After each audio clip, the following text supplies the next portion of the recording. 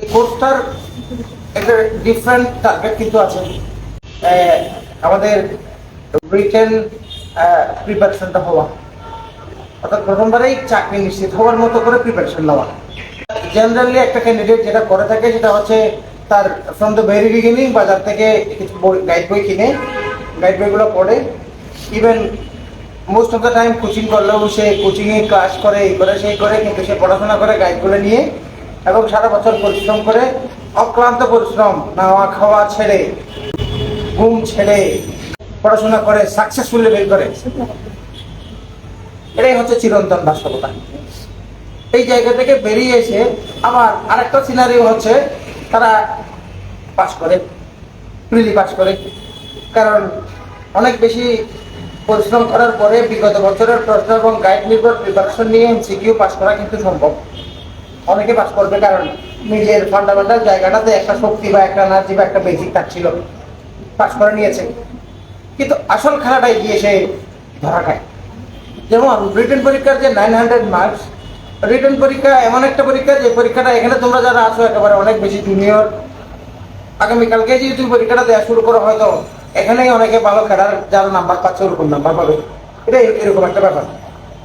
তো ওখানে গিয়ে আবার অনেকে ফেল করছে না, ফেল করে আবার অনেকে পাস করে বটে, ভাইবা ফেস করে বটে, কিন্তু চাকরি পায় না।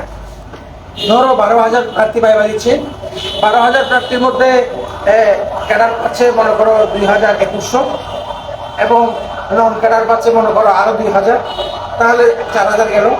বাকি 8,000 মানুষ কিন্তু কোনো চাকরিই পায় না। বুঝতে পারছি কিনা?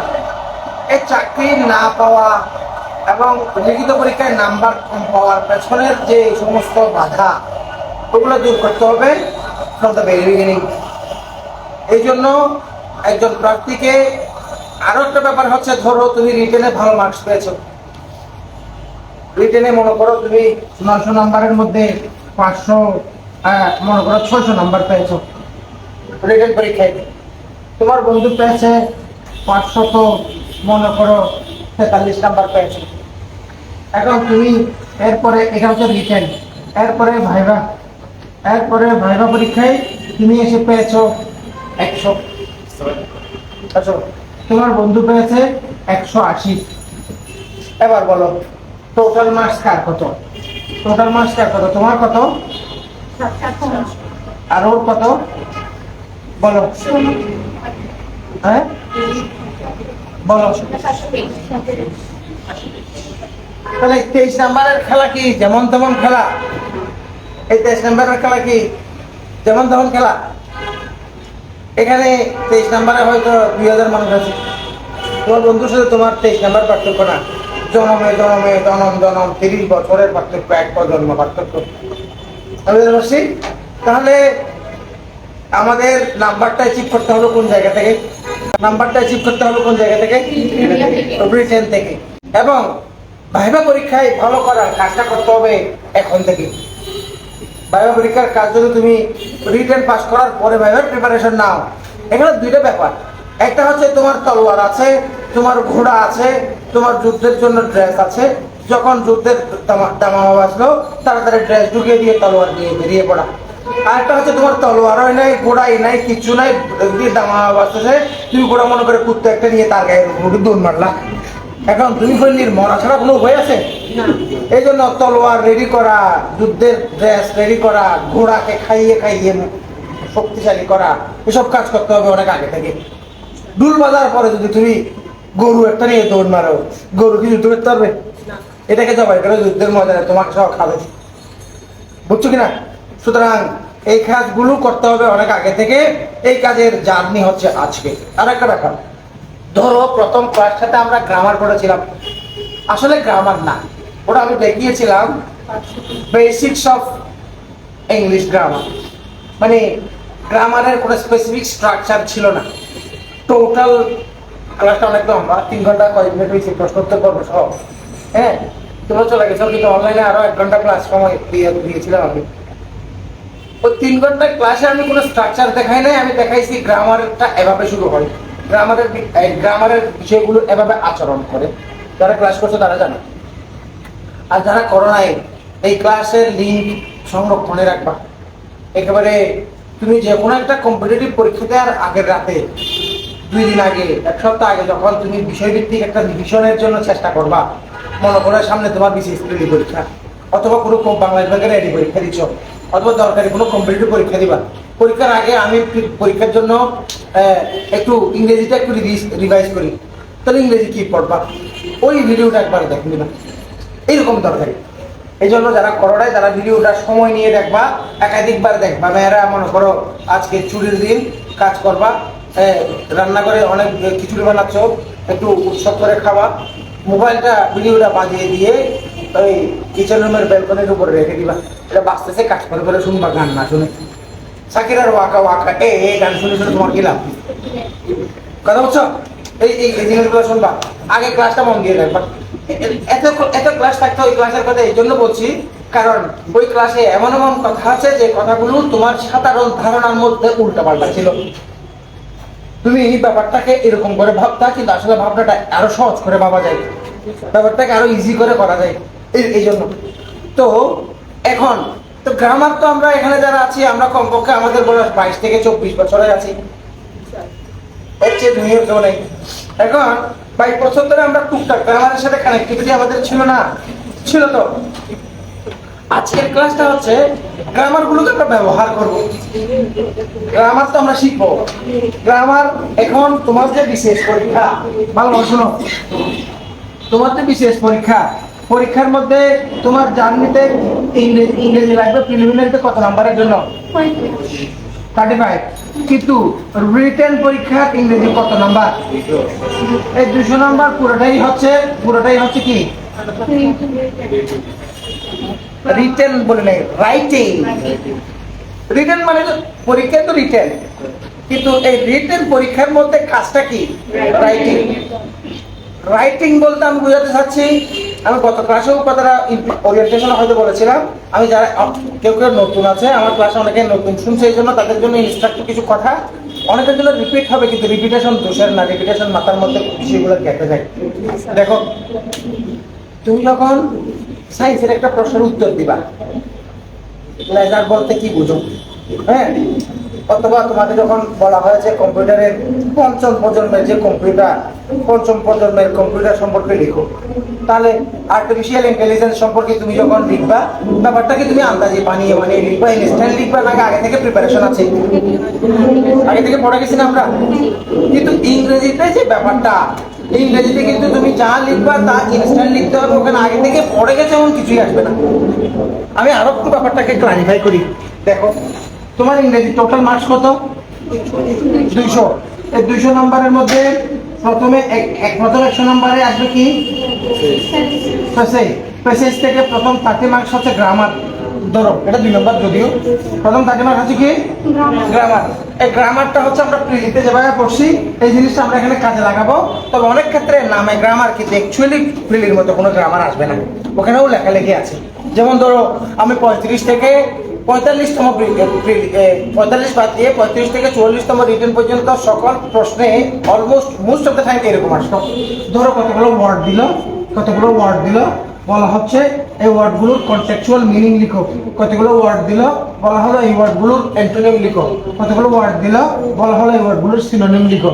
কিন্তু অতটুকু না, অ্যান্টোনিম লিখো, অ্যান্টোনিম দিয়ে বাক্য রচনা করো, সিনোনিম লিখো, সিনোনিম দিয়ে বাক্য রচনা করো, কনটেক্সচুয়াল মিনিং লিখো, বেসিক ওয়ার্ড দিয়ে বাক্য রচনা করো। অর্থাৎ এগুলো সবগুলো লেখা, নামে হচ্ছে গ্রামার, কিন্তু আসলে কি? রাইটিং। আসলে কি? রাইটিং। এবার বাকি 30 নাম্বার, 30 নাম্বার হচ্ছে প্যাসেজ থেকে অ্যান্সার করতে হয়। এটাকে আমরা বলি কি? Thematic question. তো থিমেটিক কোয়েশ্চেন হচ্ছে তোমাকে অ্যান্সার করতে হবে based on that particular passage থেকে প্রশ্ন উত্তর করতে হবে। তার মানে এখানেও কি নিজে থেকে লেখা না, রাইটিং না? একটা শব্দ কপি করা যাবে না, লেখা থাকে don't copy any word from the passage, একটা লাইন। আর একটা লাইন দেওয়া আছে আবার, শুধু কপি করতে বলেছে তা না, কপি করতে মানা করেছে তা নয়, এর বাইরে আবারও লেখা আছে copying from the passage may affect the evaluation. কয়বার করে মানা করা আছে? এখন তুমি যদি লিখো শূন্য, তুমি 0 পাবা। ক্লিয়ার করে মেনশন করো ওটা। তোমাকে শূন্য দেবে কথাটা বলে নাই, কিন্তু আসলে শূন্য দেবে। কথা বলতে পারছি, কোনো কপি করা ধরে নিজে থেকে লিখতে হবে। তার মানে এখানেও এক প্রকার বাক্য রচনা মানে লেখা, এখানেও সবগুলা কি? লিখা। এবার দেখো এখানে 20 নাম্বারের একটা কি লিখতে হবে, লেটার।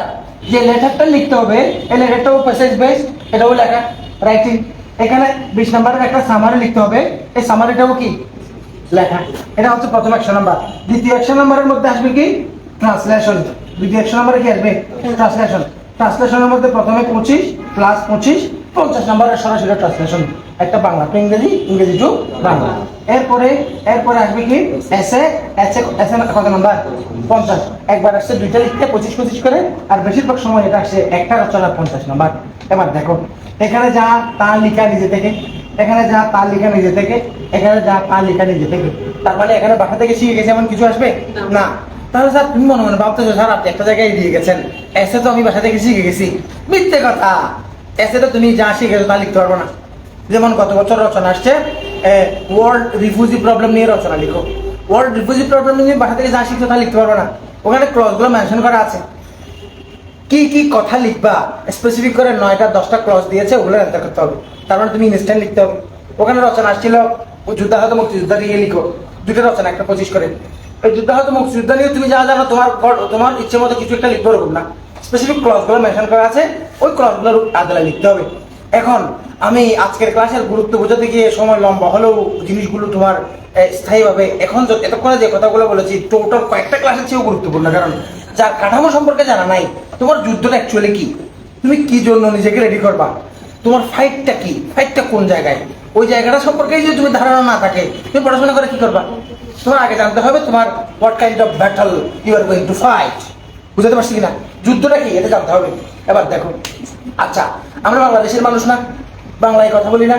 আমরা বেশিরভাগ সময় তুমি কোনো একটা কিছু লিখলে, ডায়েরি লিখলে, তুমি পত্রিকায় লিখলে, ফেসবুকে স্ট্যাটাস দিলে, তুমি বাংলায় লিখো না, তোমার ভাবনা কি সব বাংলায় না।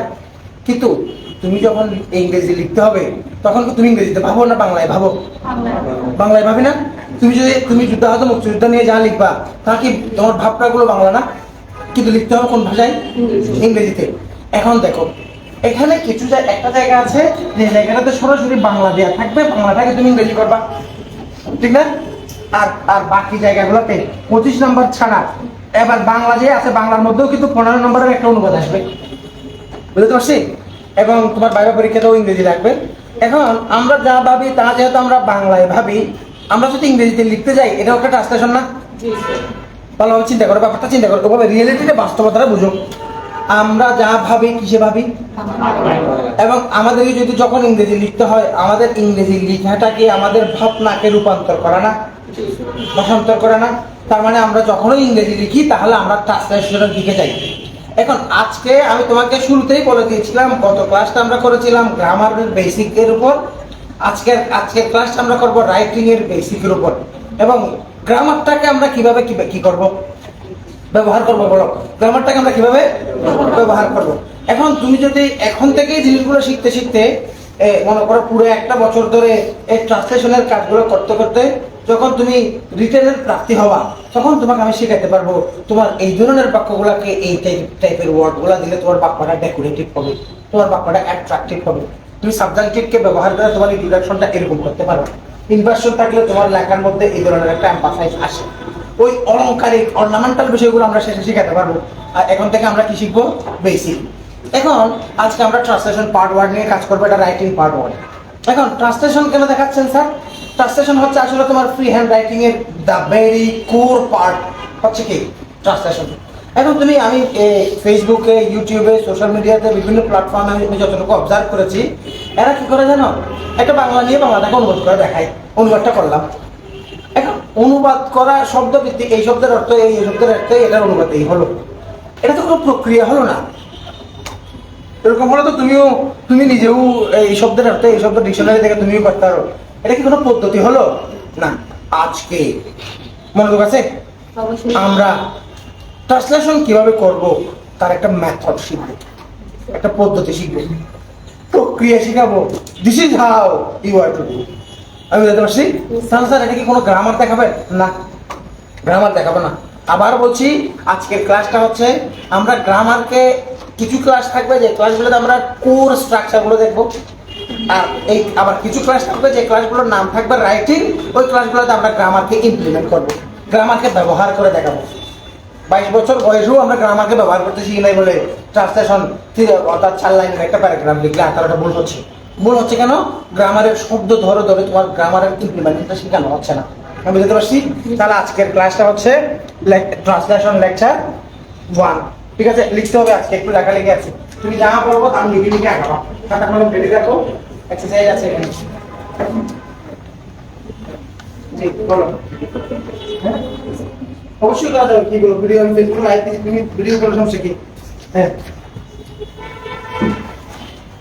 হ্যাঁ, তাহলে আমরা কি বলছি? ট্রান্সলেশন পার্ট 1 বা প্রথমে আজকে হচ্ছে বেসিক।